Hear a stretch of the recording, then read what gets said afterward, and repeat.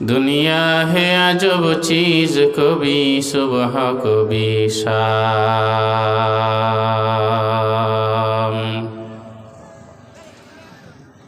दुनिया में हो दुनिया का तलबगार नहीं हो, दुनिया में हो दुनिया का तलबगार नहीं हो। बाजार से गुजर हो खरीदार नहीं हो,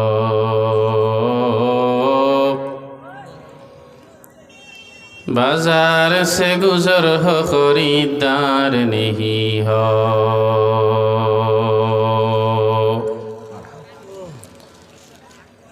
मकबूल है शाज है काबिल तो बहुत है,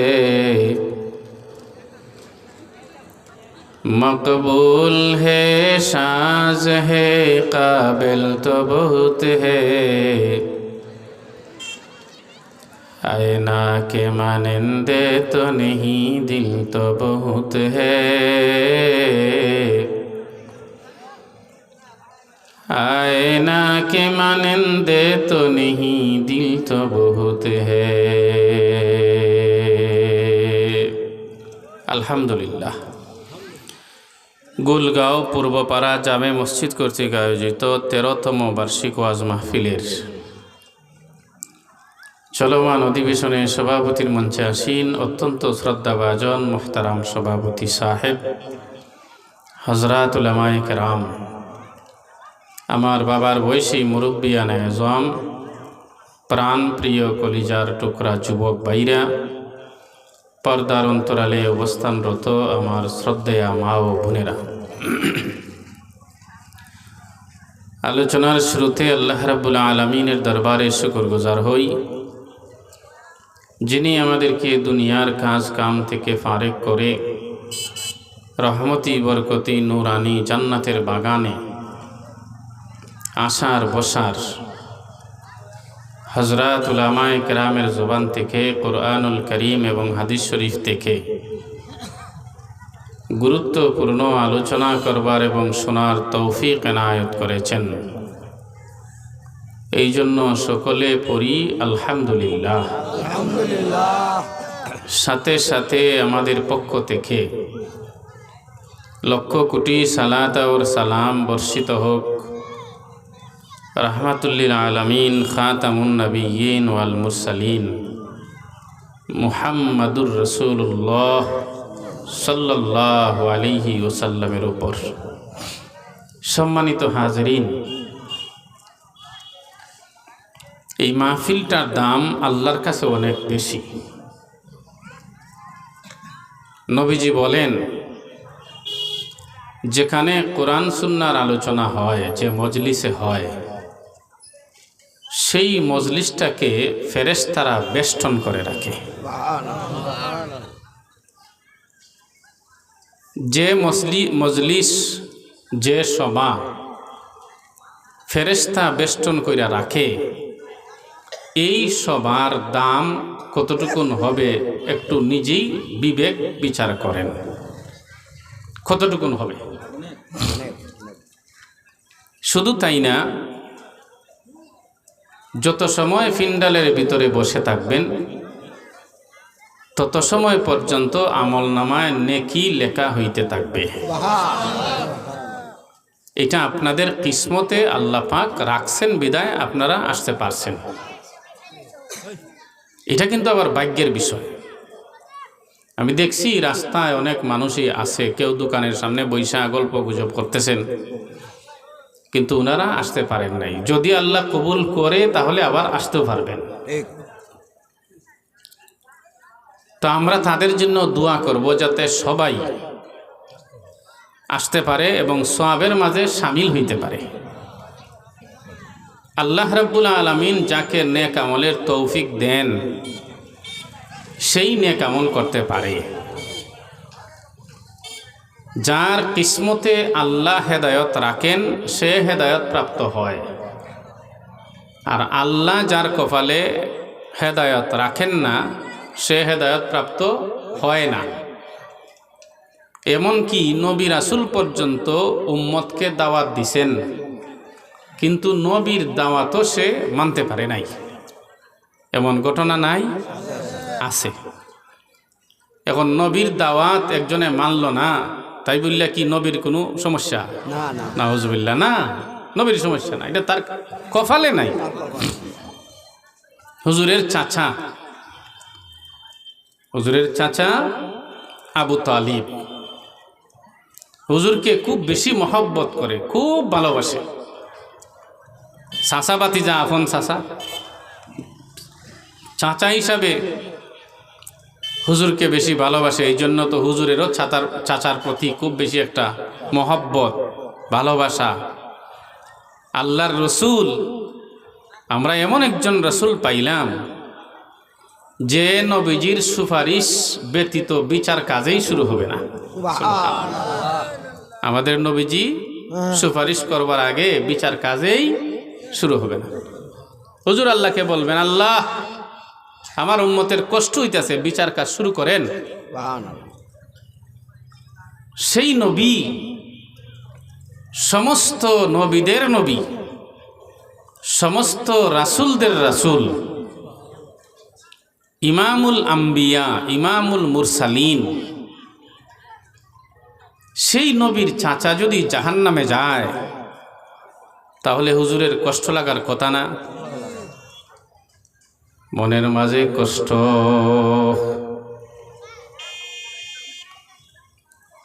চাচা যতদিন দুনিয়াতে ছিলেন, শক্তি থাকা অবস্থায় চাচার কাছে গিয়া বলছেন, ও চাচা, কালেমা পইরা মুসলমান হন, জাহান্নামের আগুন থেকে বাঁচতে পারবেন। চাচা কান্দে নাই, বাতিজার কথা শুনে নাই। মরণের সময় গনাইয়া আসলো,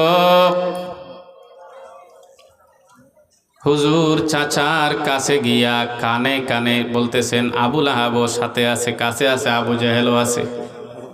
কারণ বড় মানুষ মারা যাওয়ার সময় বড় মানুষই কাছে যায়, কথা ঠিক না? এই চাচাই কিন্তু কথা বুঝতেছেন ঠিক মতো, ঠিকই আছে কথা। বড় মানুষের কাছে বড় মানুষই যায়। এক সাইডে আবুল আহাব বসে আছে, আবু জেহেল বসে আছে, উতবা সাহেবা বড় বড় কাফের বেঈমানেরা বসে আছে। ওরা কিন্তু নবীর দিন মানে নাই। পয়গম্বরে আরবি সাল্লাল্লাহু আলাইহি ওয়াসাল্লাম বড় দরদ নিয়ে চাচার কাছে গেলে, কানের মাঝে মুখ লাগাইয়া পয়গম্বরে আরবি বলেন, ও আমার চাচা, আমার কানে কানে একবার লা ইলাহা ইল্লাল্লাহ মুহাম্মাদুর রাসূলুল্লাহ ওই কালেমাটা পাঠ কইরা যান, হাসরের ময়দানে কিন্তু আপনার ভালো কপালটা খুলে যাইব। আবু জাহেল আবুল আহাব রে কয়, এই তোমরা মুহাম্মদ রে এখান থেকে সরাইয়া দাও। নাউজুবিল্লাহ কইন। দেখো আমাদের নেতারে মরণের সময় মুহাম্মদ ইয়া কি শুরু করছে। আবুল আহাবে, আবু জাহেলে তার সাঙ্গ ভাঙ্গরে কয়, মুহাম্মদের সরাইয়া দাও তো। নাউজুবিল্লাহ, নাউজুবিল্লাহ। চাচা এক পর্যায়ে বলেছেন, ও ভাতিজা মুহাম্মদ, আমি তোমারে ভালোবাসি। ও ভাতিজা, মরণের সময় যদি কালেমা পড়িয়া দুনিয়া থেকে বিদায় নেই, আমার সাঙ্গ পাঙ্গরা বলবে, দেখছো নিরে আবু তালেব মরণের সময় কাপুরুষ হইয়া মরল। আমার নাম নিবে আর জুতা মারবে। ও ভাতিজা, না আমি কালেমা পড়ব না। জোরে বলুন নাউজুবিল্লাহ। হুজুর মনের মাঝে কষ্ট লইয়া, মনটা বেজার কইরা এক জায়গায় বৈশা রইছেন। এই ঘটনা আমার আল্লাহ দেখছে কি দেখে নাই? আমার আল্লাহ জিব্রাইল পাঠাইয়া দিছেন, ও জিব্রাইল যাও, আমার বন্ধুর মন বেজার থাকলে আমি আল্লাহর ভালো লাগে না। সুবহানাল্লাহ। ও জিব্রাইল তাড়াতাড়ি যাও, আমার বন্ধুর মন বেজার হইলে আমার ভালো লাগে না। কুরআনুল কারীমের আয়াত নিয়ে যাও। জিব্রাইল আইসা পয়গম্বরে আরবিকে শুনায়া দিছে, ইন্নাকা লা তাহদি মান আহবাবতা ওয়ালাকিন্নাল্লাহা ইয়াহদি মান ইয়াশা।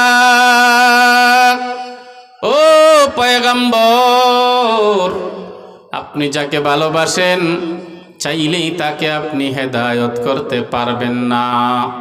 আপনি যাকে চান চাইলেই তাকে হেদায়েত করতে পারবেন না, বরং আমার আল্লাহ যাকে চায় সে হেদায়েত হবে।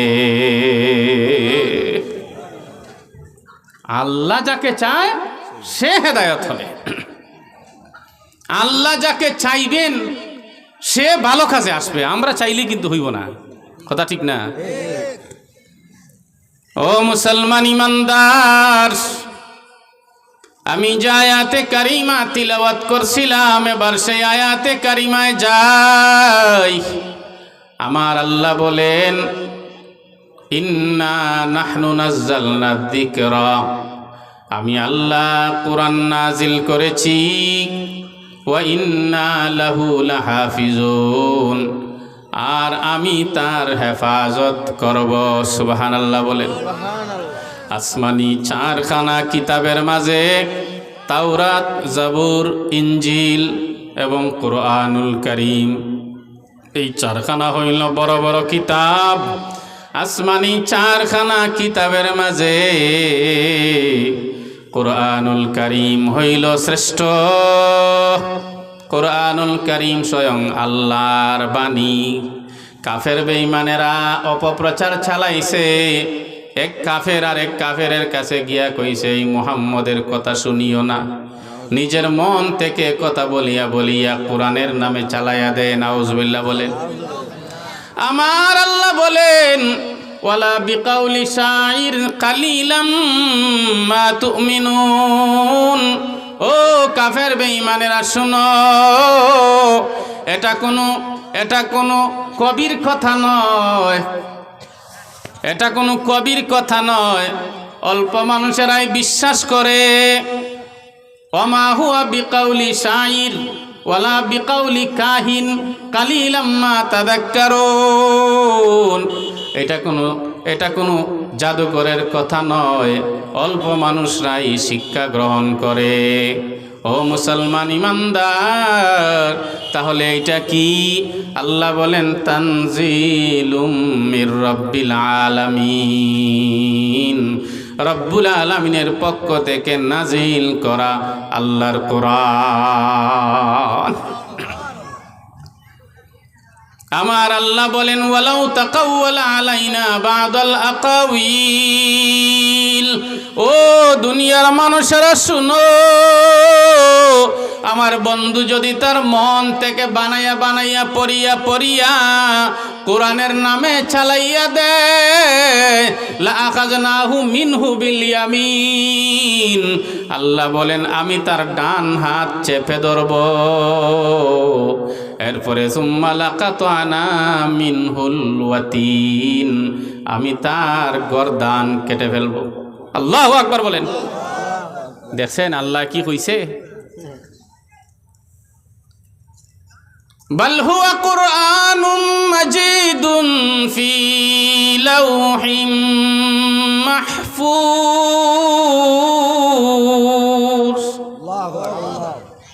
এই কুরআনুল কারীম লৌহে মাহফুজ থেকে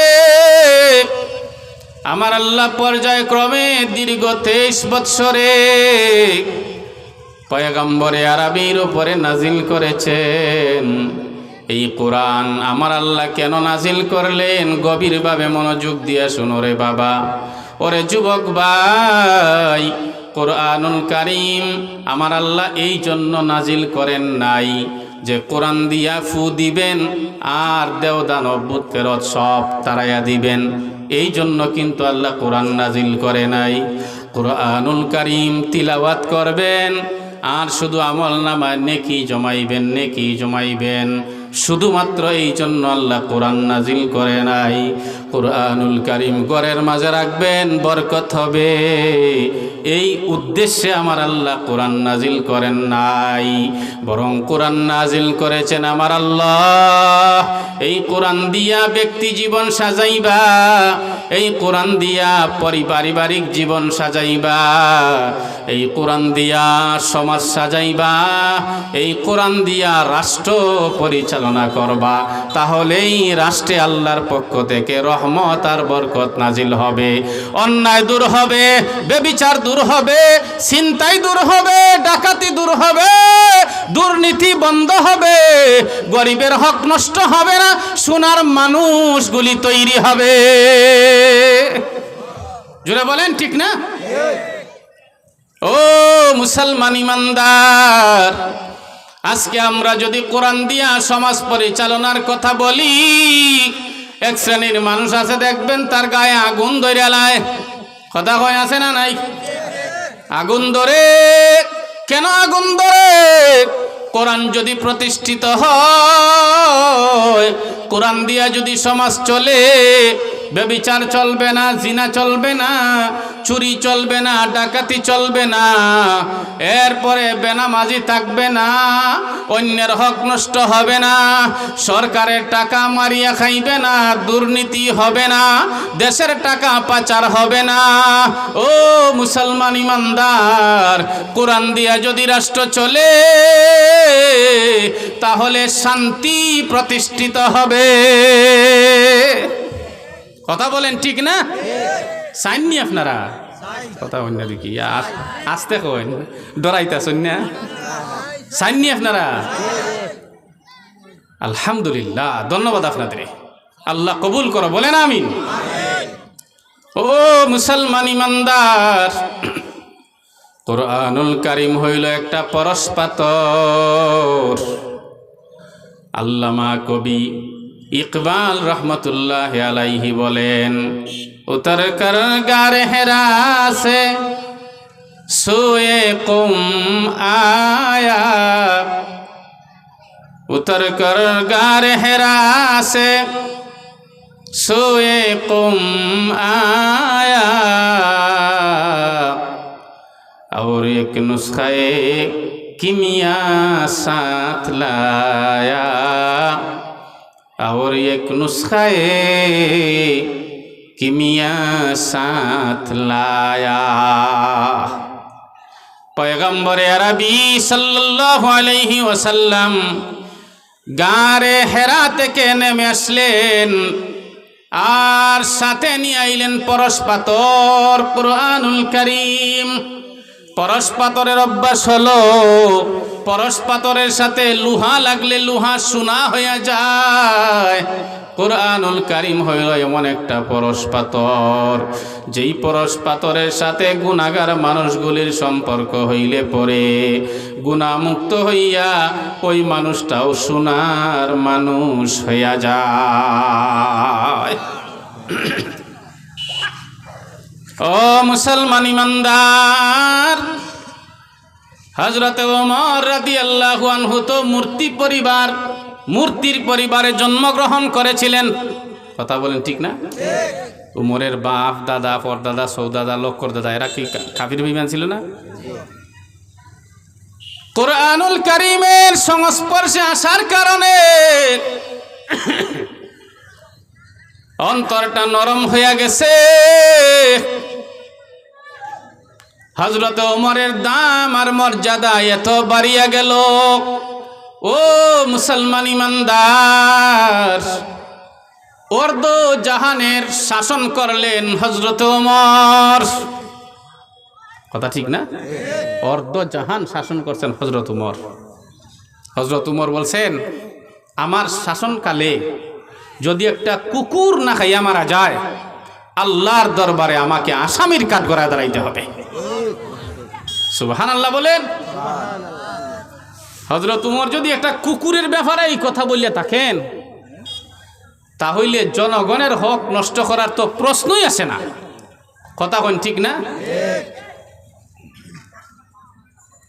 ও মুরব্বী বাবা, ও যুবক ভাই, হযরত উমর রাদিয়াল্লাহু আনহু যখন মুসলিম জাহানের খলিফা নির্বাচিত হলেন, গভীরভাবে মনোযোগ দিয়ে শুনেন, ফায়দা হবে ফিদ দুনিয়া ওয়াল আখিরাহ।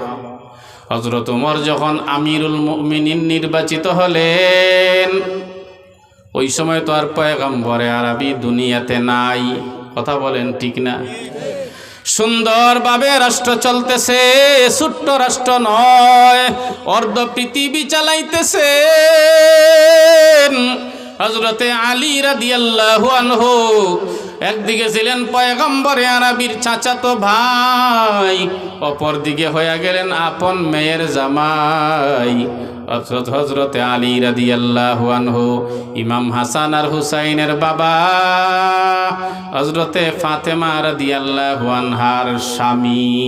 হযরত আলী বলেন, আমি একদিন এশার নামাজ পড়ে ঘুমাইয়া গেলাম। আমি রাত্রিবেলা স্বপ্নে দেখতেছি মসজিদে নববীতে পয়গম্বরে আরবি সাল্লাল্লাহু আলাইহি ওয়াসাল্লামের ইমামতিতে হুজুরের পেছনে ফজরের নামাজ পড়লাম। গভীর মনোযোগ দিয়েন, স্বপ্ন শুনাইতেছি। হযরত আলী বলেন, ফজরের নামাজ শেষ হওয়ার পর এইবার পয়গম্বরে আরবি সাল্লাল্লাহু আলাইহি ওয়াসাল্লাম মুসল্লিদের দিকে মুখ করে বইসা তসবিহ পড়তেছেন। আমিও তসবিহ পড়লাম। হুজুর মসজিদে নববীতে বের হওয়ার আগে আমি বের হইয়া গেলাম। মসজিদে নববীর গেইটে যাওয়ার পর গিয়া দেখলাম একজন বৃদ্ধা মহিলা বসা। ওই বৃদ্ধা মহিলা আমারে ডাক দিল, আলী আসো আসো। আমি তার কাছে গেলাম, আমার হাতের মাঝে একটা ব্যাগ ধরাইয়া দিল বৃদ্ধা মহিলা। বৃদ্ধা মহিলার ব্যাগের মাঝে আছে কিছু খেজুর। এই বুড়ি মহিলা বলল, ব্যাগের মাঝে আমার গাছের খেজুর আছে, আমি পয়গম্বরে আরবির দরবারে হাদিয়া দেওয়ার জন্য আসলাম। আলী রে, আমার এই ব্যাগ পয়গম্বরে আরবির হাত মুবারকের মাঝে তুমি নিয়া দিও। হুজুর নিজে খেজুর খাবেন, আপনিও খাবেন, সাহাবায়ে কেরাম খাবেন, দোয়া করবেন, আমার গাছের মাঝে বরকত হবে।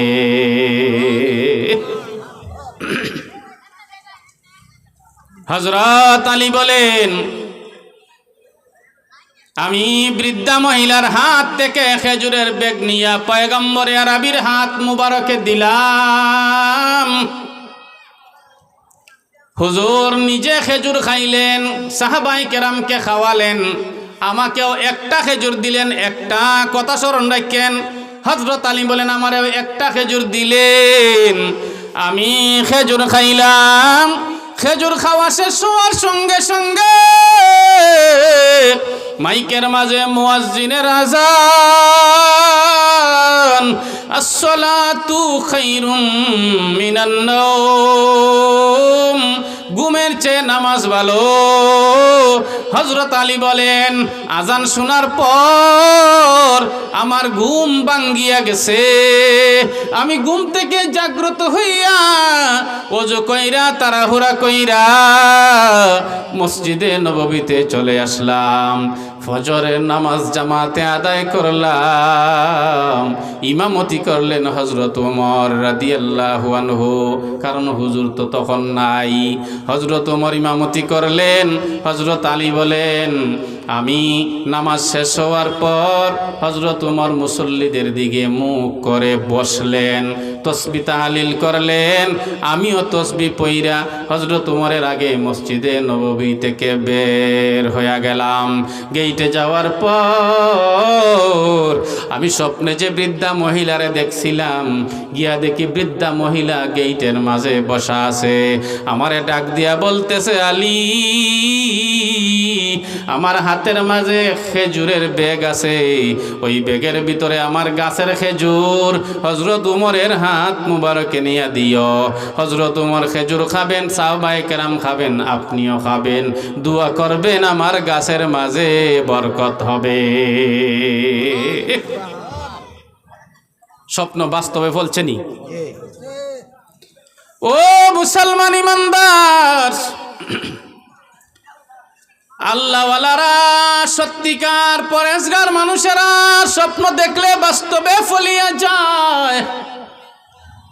আবার অনেক সময় মৌসুমের এক এক মৌসুমে একই স্বপ্নের এক এক তাবির হয়। একই স্বপ্ন গরমের সময় দেখলে এক ধরনের তাবির হয়, একই স্বপ্ন শীতের মৌসুমে দেখলে আরেক রকমের তাবির হয়। মাঝে মাঝে বেশ কম হয়, মাসআলা ওই রকম। এক এক অঞ্চলে এক এক রকম মাসআলা দেওয়া হয়, এক মাসআলা সব জায়গায় খাটে না। ও মুসলমান ইমানদার, কথায় কথা মনে হয়, কথা যেহেতু সামনে আইসা গেছে তাহলে বইলা যায়। আল্লাহর একজন বুজুর্গ ছিলেন, বড় একজন আলেম ছিলেন, মুহাম্মদ ইবনে সিরিন রহমতুল্লাহি আলাইহি। অনেক বড় আলেম ছিলেন, স্বপ্নের তাবির লেখছেন, তাবিরুর রুইয়া। উনার কাছে এক সময় এক আল্লাহর বান্দা আইসা বলল, ও হুজুর, আপনি তো মানুষকে স্বপ্নের বড় সুন্দর ব্যাখ্যা দিতে পারেন। আমি স্বপ্নে দেখলাম আমার ঘরে আছে সুফা, ওই সুফার নিচে দাউ দাউ করে আগুন জ্বলতেছে। আমি স্বপ্নে দেখলাম, এই স্বপ্নের ব্যাখ্যা কি হবে আপনার কাছে জানতে চাই। মুহাম্মদ ইবনে সিরিন বলেন, ও আল্লাহর বান্দা শুনো, আমার এখানে আর দেরি কইরো না, তাড়াতাড়ি দৌড়াইয়া ঘরে যাও, ঘরের ভিতরে যত মালামাল আছে সব মালামাল বের করো, তোমার ঘরে আগুন লাগিয়া ঘর ফিরে যাইব। কিতা বুঝলেন? গরম তাবির না? কথা বলেন না দেখি, গরম তদবির না?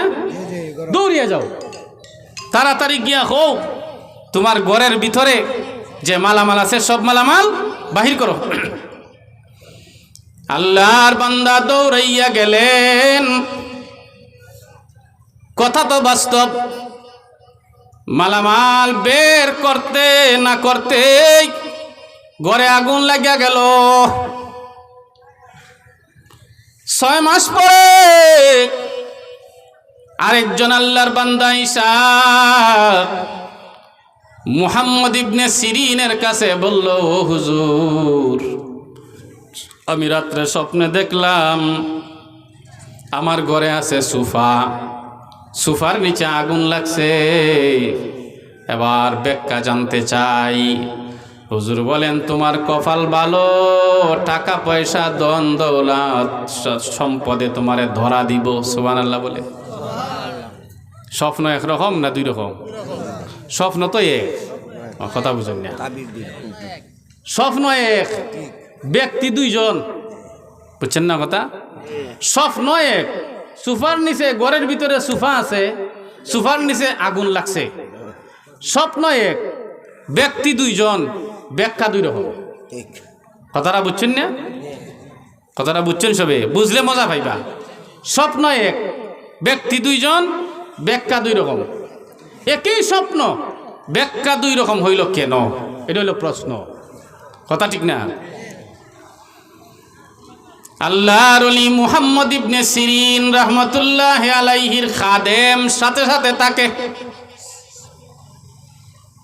খাদেম দুইজনের স্বপ্ন শুনেছে, ব্যাখ্যা শুনেছে। কাছে আইসা বলে, ও হুজুর গো, এখন তো আর কিছুই বুঝলাম না। একই স্বপ্ন, ব্যক্তি দুইজনে বলল, কিন্তু স্বপ্নের তাবির ব্যাখ্যা তো একরকমের হওয়ার কথা ছিল।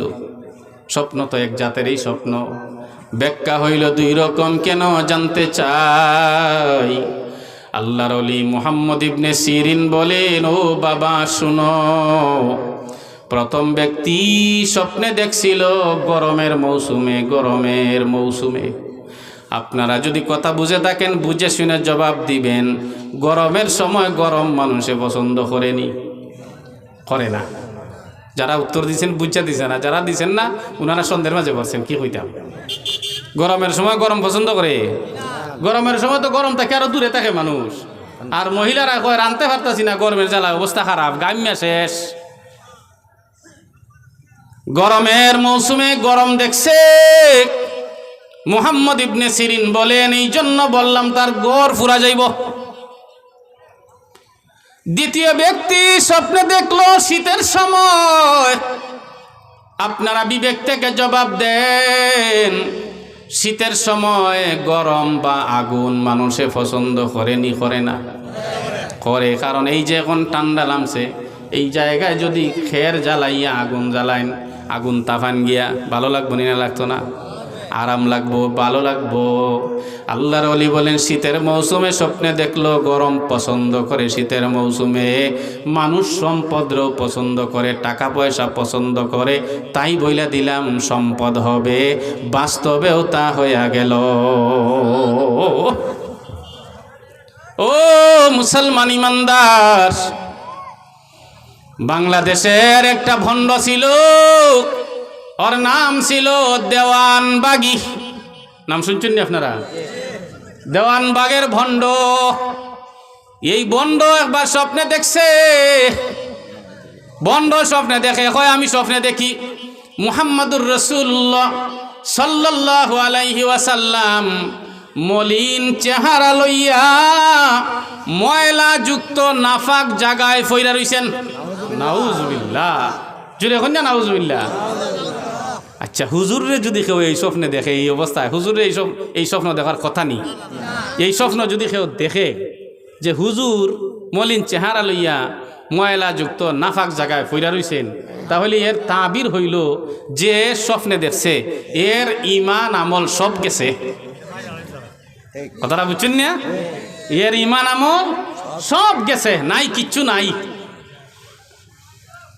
হযরত আলী বলেন বৃদ্ধা মহিলা আমার হাতের মাঝে খেজুরের ব্যাগ দেওয়ার পর আমি গেলাম হযরত উমরের দরবারে, গিয়া বললাম আমিরুল মুমিনিন খলিফাতুল মুসলিমিন, একজন বৃদ্ধা মহিলা তার গাছের খেজুর দিলেন আপনার দরবারে, আপনি খাবেন, আমরা সবাই খাবো, দোয়া করবেন গাছের মাঝে যেন বরকত হয়।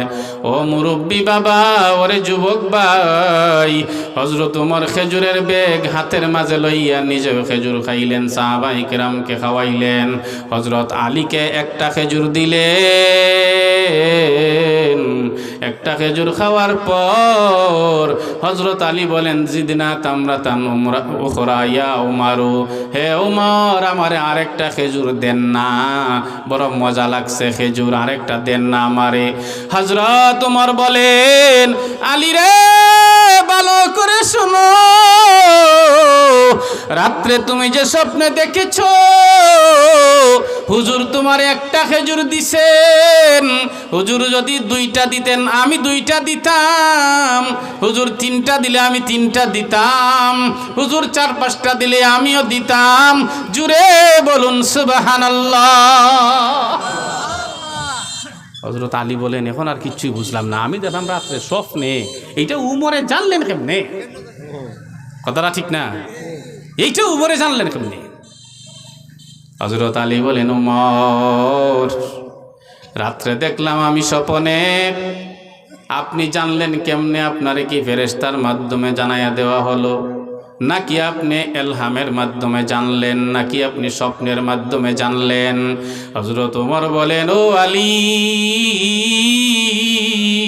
আমারে ফেরেশতার মাধ্যমেও জানাইয়া দেওয়া হয় নাই, এলহামেও জানি নাই, এরপরে আমি স্বপ্নেও দেখি নাই, কেমনে জানলাম? শুনো, আল্লাহর যে বান্দা কোরআন দিয়া তার জীবন সাজায়, কোরআন দিয়া যে জীবনটা পরিচালনা করে, তার মাঝে এমন যোগ্যতা আমার আল্লাহ দিয়া থাকে। ও মুসলমান ইমানদার, কিছু মানুষ আছে মারা যাওয়ার সঙ্গে সঙ্গে জমিনে কম্পন সৃষ্টি হয়। কথা বলেন ঠিক না? আল্লাহর কিছু খাস বান্দা আছে, মায়ার বান্দা আছে, যারা দুনিয়া থেকে বিদায় নিলে জমিনেও কম্পন সৃষ্টি হয়। হইছে নি না হয় নাই? হইছে নি না হয় নাই?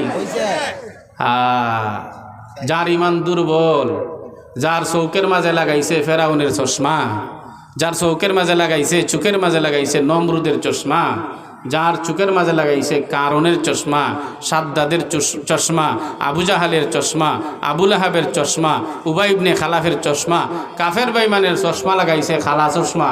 এখন সাদা দেখবো কেমনে? সবরেই তো তার মতোই লাগে। কথা কোন ঠিক না?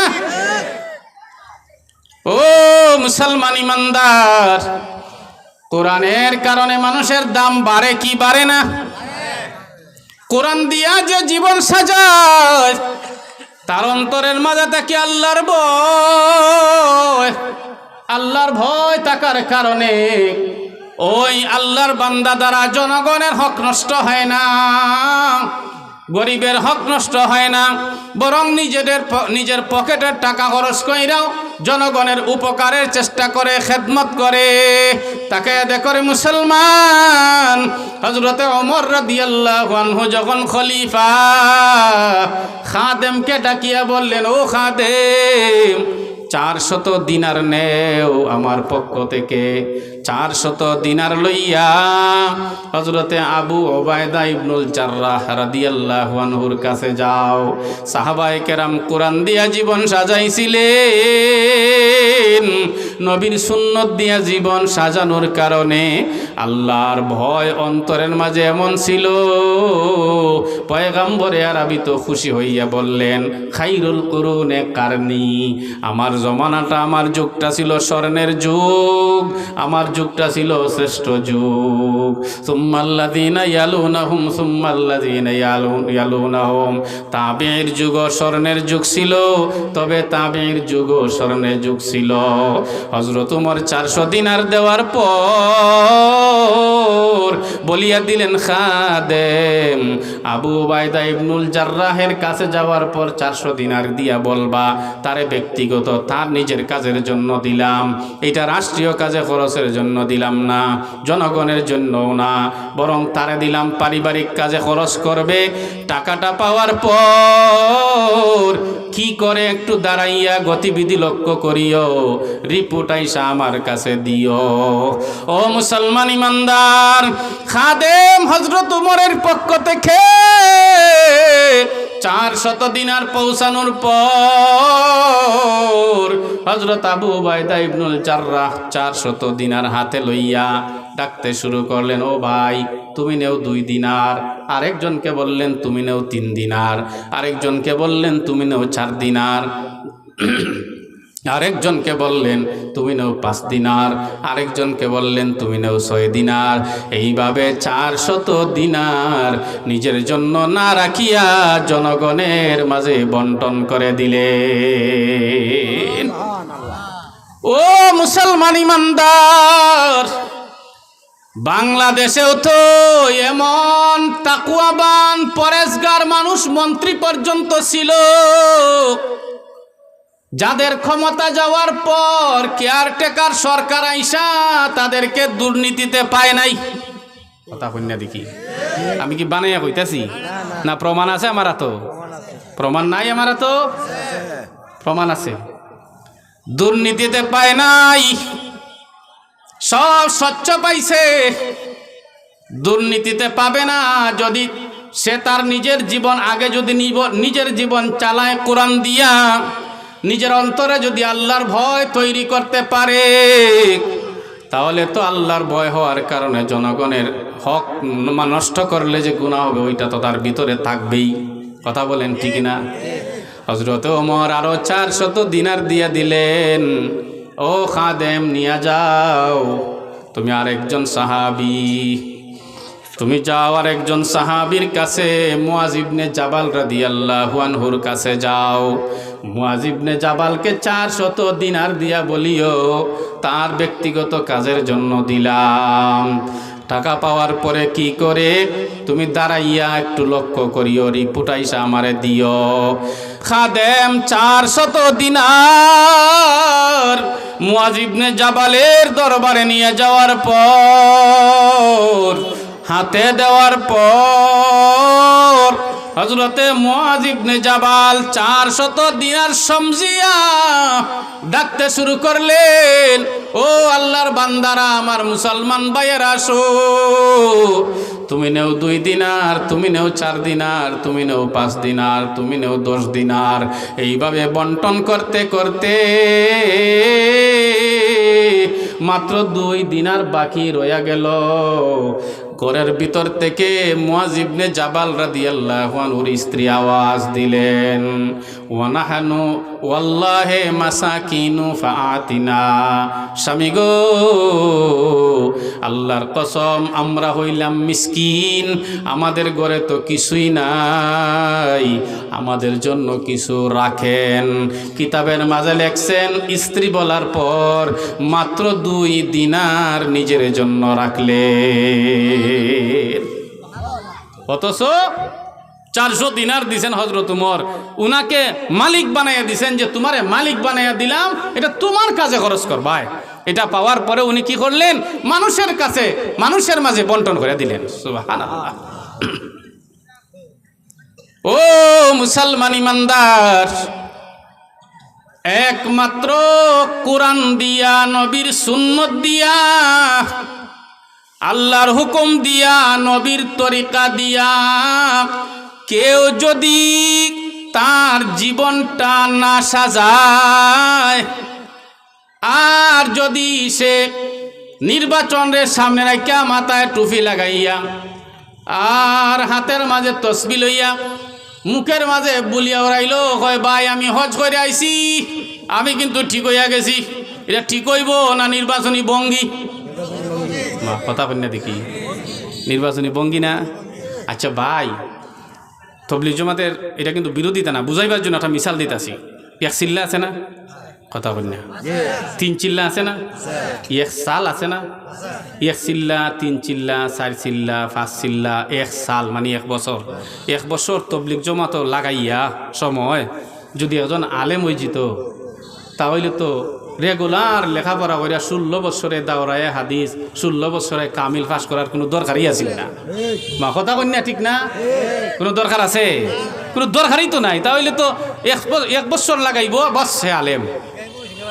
হ্যাঁ, একজনে ছোটবেলা থেকে, এই যে ছোটবেলা থেকে মাথায় টুপি লাগাইছে, আছে টুপি, দাড়ি যে উঠছে আর শেপ টেপ করছে না, দাড়ি কিন্তু আছে তার, গায়ে যে জুব্বা লাগাইছে আছে, 5 ওয়াক্তের নামাজ পড়ে, কয় জামাতে নামাজ যদি বাদ দেই তাহলে উপরের নেতার কাছে জবাব দেওয়া লাগবো, জামাত ছুটছে কেন? আলহামদুলিল্লাহ হইতাই না? আলহামদুলিল্লাহ। আর আজকে আমরা তাদেরকে বানাই দেশ বিরোধী, তাদেরকে বানাই আমরা খারাপ মানুষ, এরা হইল শয়তানের ছেলা। কথা কন্যা কেন? যারা নামাজি মানুষকে দেশ বিরোধী বানাইতে চায়, যারা নামাজি মানুষকে জঙ্গি বানাইতে চায়, যারা নামাজি মানুষকে দেশের মানুষ থেকে বিচ্ছিন্ন করতে চায়, এরা হইল শয়তানের গোলাম। কথা জুড়ে বলেন ঠিক না? এরা হইল শয়তানের গোলাম, শয়তানে এরারে গোলাম বানাইছে, এই জন্যই খাস করে হয় আমি যদি জামাতে নামাজ বাদ দেই তাহলে তো আমার উপরের নেতার কাছে জবাব দেওয়া লাগবে, নাম জামাত সারা যাইব না। চিন্তা করছেন? যেই মানুষটা নামাজ বাদ দিলে নেতার কাছে জবাব দিতে হবে ভয় করে, বলুন দেখি ওই লোকটা যদি জনগণের হক নষ্ট করে, নেতার সামনে কি মুখ দেখাইতে পারবো? এটা হলো দুনিয়ার হিসাব। আর পরকালের হিসাব হলো আল্লাহর আদালতে যে জবাব দেওয়া লাগবে, এই ভয় তার অন্তরে আছে, এই ভয় আছে তার অন্তরে। কথা ঠিক না ভাই? আমরা কিন্তু এখন সৎ লোক চাইমু, কথা কোন ঠিক না? আমরা কি লোক চাইমু? সৎ লোক চাইমু, নামাজি, ফরেজগার, আল্লাহওয়ালা। কথা ঠিক না?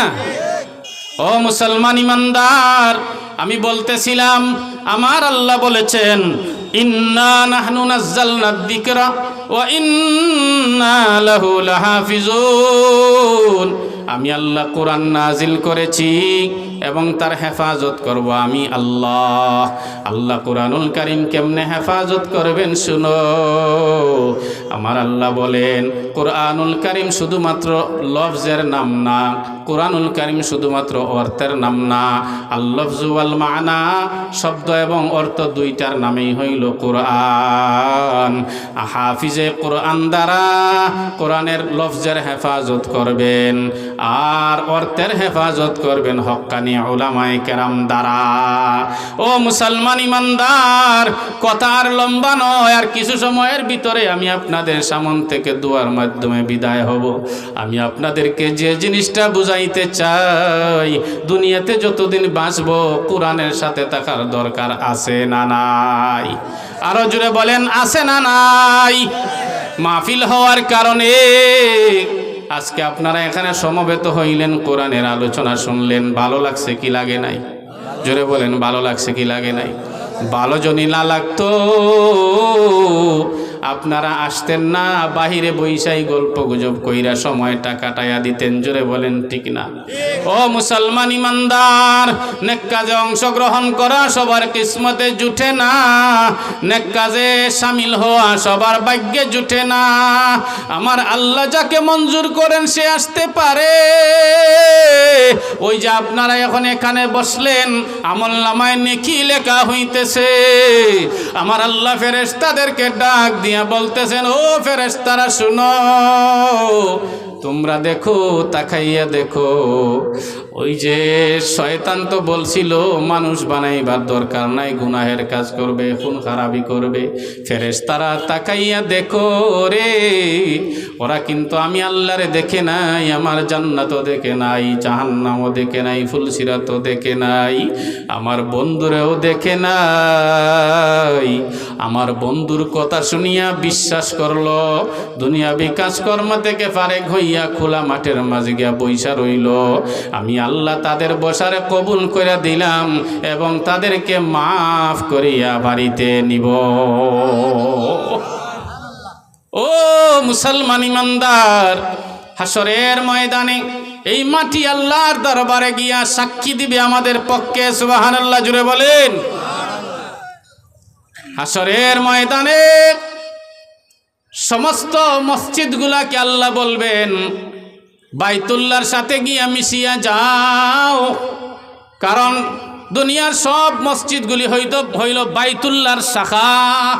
তখন আপনাদের ওই মসজিদ বলবে, আল্লাহ আমি একা যাইব না, একা গিয়া আমি মিলিত হইয়া জান্নাতে যাইতে চাই না। আল্লাহ বলেন কি চাও? যে আমার প্রতিবেশী চাই। আল্লাহ বলবেন তোমার প্রতিবেশী কারা? যে আমার প্রতিবেশী হইল ওই যে গুলগাঁও পূর্ব বারাই মহল্লার মানুষগুলি, ওরা আমার প্রতিবেশী।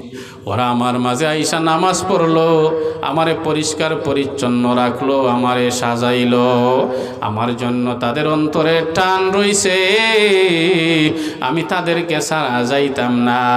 আমার আল্লাহ এক পর্যায়ে মসজিদের কথা মঞ্জুর কইরা যাদের পক্ষে কথা বলবে তাদেরকেও মসজিদের সাথে দিয়া দিবে। জোরে বলেন সুবহানাল্লাহ। মসজিদের সাথে অন্তরের মহব্বত রাখার দরকার আসেনি? আরো জুড়ে বলেন আসেনি? মসজিদকে সবাই ভালোবাসেন? জুড়ে বলেন ভালোবাসেন? ভালোবাসা মুখ দিয়া না অন্তর দিয়া দরকার আছে? অন্তর দিয়া দরকার আসেনি? অন্তর দিয়া যদি দরকার থাকে, আমি আপনাদের